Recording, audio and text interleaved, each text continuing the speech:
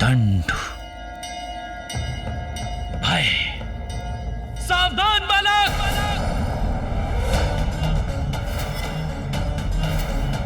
हमारे स्वामी को जानते नहीं हो तुम?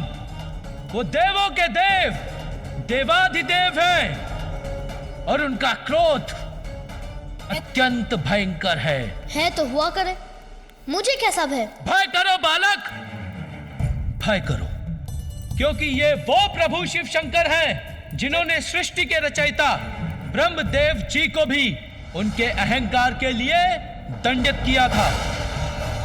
मैं ही सृष्टि रचयिता हूं, मैं ही स्वयंभू ईश्वर हूं, त्रिमूर्ति में सर्वश्रेष्ठ हूं। ब्रह्मदेव, ये आप नहीं, अपितु आपका अहंकार बोल रहा है। मैं सर्वज्ञाता हूं, इसलिए मैं ही श्रेष्ठ हूं।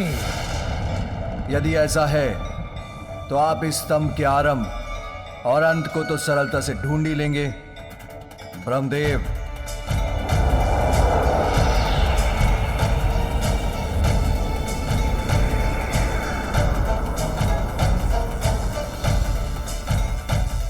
उचित है, इसमें क्या कठिनाई है?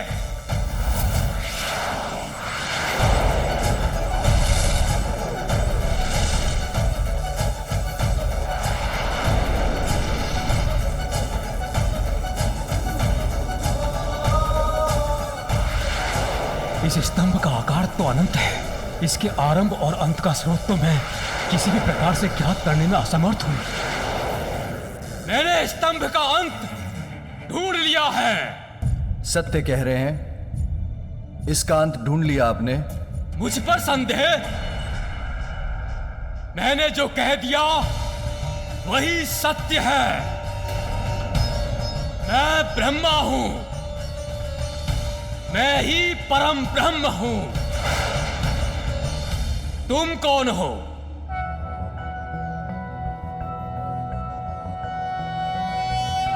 कर्पूरगौरं करुणावतारं संसारसारं भुजगेन्द्रहारं सदा वसन्तं हृदयारविन्दे भवं भवामि सहितं नमामि।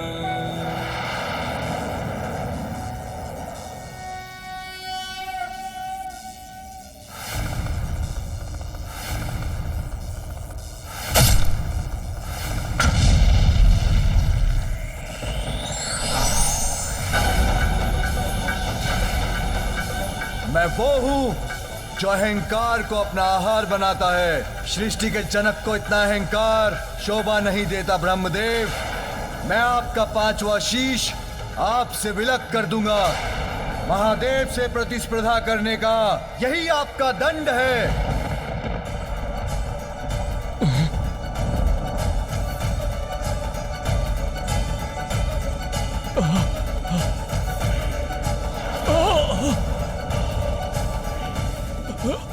अब समझे कैसा होता है मेरे प्रभु शिव शंकर का क्रोध। अब समझे कैसा होता है मेरे प्रभु शिव शंकर का क्रोध। बालक हो तुम, इसीलिए अभी तक हमारे प्रभु शिव शंकर और हम सबके क्रोध से सुरक्षित हो। पहचानो उन्हें, ये वही प्रभु शिव शंकर हैं जिन्होंने गंगा मैया की प्रचंड और पावन जलधारा को अपनी जटाओं में समाहित किया था। ये उस समय की बात है जब अपने कुल के 60,000 सगर पुत्रों के उद्धार एवं जगत के समस्त प्राणियों के कल्याण के लिए महान तपस्वी भगीरथ जी ने सहस्त्र वर्षों के तप के पश्चात मां गंगा को स्वर्ग से पृथ्वी पर आने के लिए मना लिया। किंतु फिर चिंता बनी गंगा मैया की प्रचंड जलधारा का महावेग। उनकी महावेग सृष्टि में प्रलय ला सकती थी। इसीलिए भगीरथ जी ने घोर तप कर प्रभु शिव शंकर को प्रसन्न किया और उनसे गंगा मैया की प्रचंड जलधारा के महावेग को संभालने की विनती की। देवी गंगा, मैं आपके वेग को संभालने के लिए प्रस्तुत हूं। निश्चिंत होकर पृथ्वी पर आइए।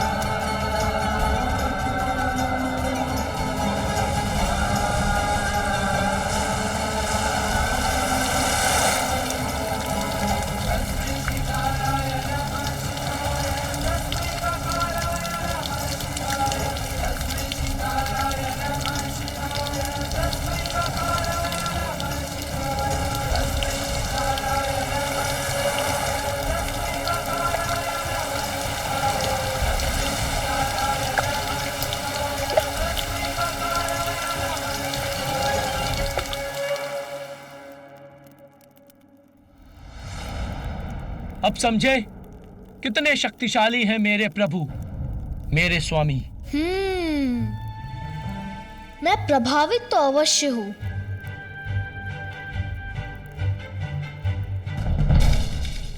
किंतु इतना भी नहीं कि मैं अपनी मां की आज्ञा के विपरीत किसी को भी भीतर जाने दूं, चाहे वो कोई भी हो, चाहे वो कोई भी हो, भूल मत करो बालक, यदि मेरे प्रभु शिवशंकर का क्रोध जागृत हो गया तो उसका शांत होना सरल नहीं। उनका तीसरा नेत्र सब कुछ भस्म कर देता है। उनके तीसरे नेत्र की अग्नि ने तो कामदेव को भी भस्म कर दिया था।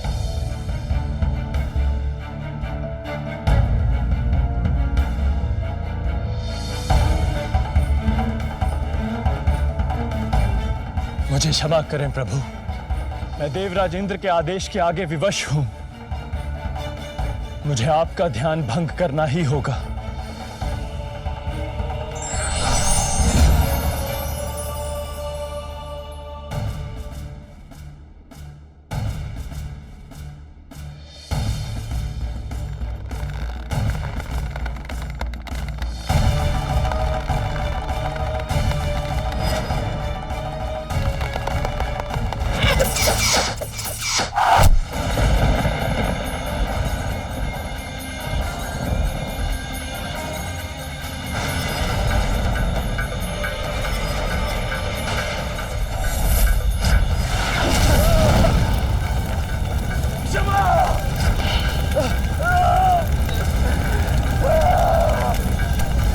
अब तो तुम्हें समझ में आ ही गया होगा कितना तीव्र है मेरे प्रभु शिव शंकर का क्रोध। इसलिए आज्ञाकारी बालक के समान अपना हठ त्याग दो।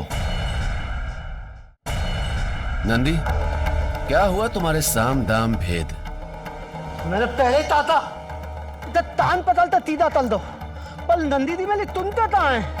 श्रीरंगी जी, इस बालक को समझाने में समय नष्ट हो रहा है। हमें इस बालक को हटाकर आगे बढ़ना चाहिए। उचित है। हठी बालक, बहुत हुआ तुम्हारा हट। जानते भी हो प्रभु शिव शंकर कौन है? इस संपूर्ण जगत के पिता हैं, पिता। माँ को दिया वचन तो मैं किसी के लिए भी नहीं तोड़ सकता हूँ। अबोध बालक, प्रभु शिव शंकर से परिचित नहीं हो तुम। बालक हो इसलिए सुरक्षित हो। अन्य कोई होता तो उसे इस हट का अवश्य दंड देता। चेतावनी का स्वर मुझे मत सुनाइए, मैं किसी का ऊंचा स्वर सहन नहीं करता।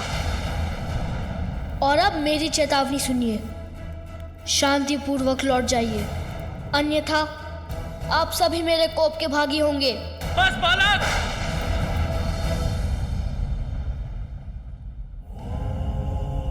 अब और दया नहीं करेंगे। प्रभु शिव शंकर हमारे स्वामी हैं और उनका मार्ग कोई नहीं रोक सकता। शांति से हट जाओ, अन्यथा बांध कर यहीं बैठा देंगे।